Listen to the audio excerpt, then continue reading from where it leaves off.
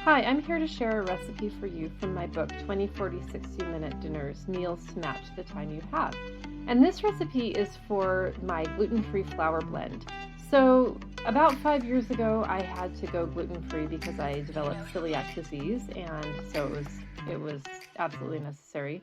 And I discovered a few things right off the bat. One of them was that the flours were really pretty expensive, and the blends, something that would last for 3 batches of pancakes maybe, was $5. So it was really quite expensive. And so I knew that wasn't going to be sustainable. The other part of it was that a lot of the blends, flavor was off, or I didn't like the texture of the baked goods, and I just decided that it would be a really good idea to learn about how to make my own. So there are lots of different blends that people have and a lot of different resources, and I tried several and had one that I kind of liked, but there was still something off in it. And it wasn't until I started experimenting with chickpea flour after a trip to a Canadian bakery with my husband, which I write about in my book, that I discovered the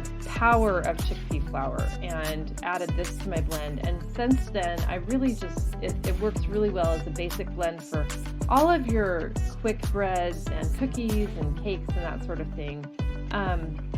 And it is easily modified for the yeast breads and all of that end of the baking. And so anyway, to make this, I whisked together my 2 gritty flours. Gritty flours are the kind that are not very fine, and in this case is the brown rice flour and the sorghum flour. The flavor from the sorghum is really great, and the brown rice flour typically is the least expensive, so it's a good place to start.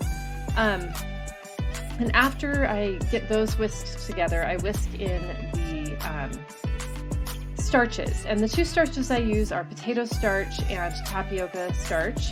All of my products I get from Bob's Red Mill because it's easily available and I like the products. So anyway, and I can buy them in 25-pound bags, which is really nice.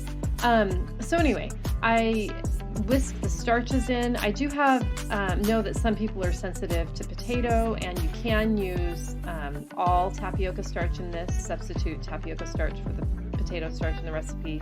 And then I finish off with garbanzo bean flour, and all of these are whisked together and really combined well. And then I store them in these food-safe plastic buckets. And it's really great to have it on hand. I'll make about 3 batches at a time because it's really messy. And you should check out the recipe if you're gluten-free. dinnerinrealtime.com. See you there.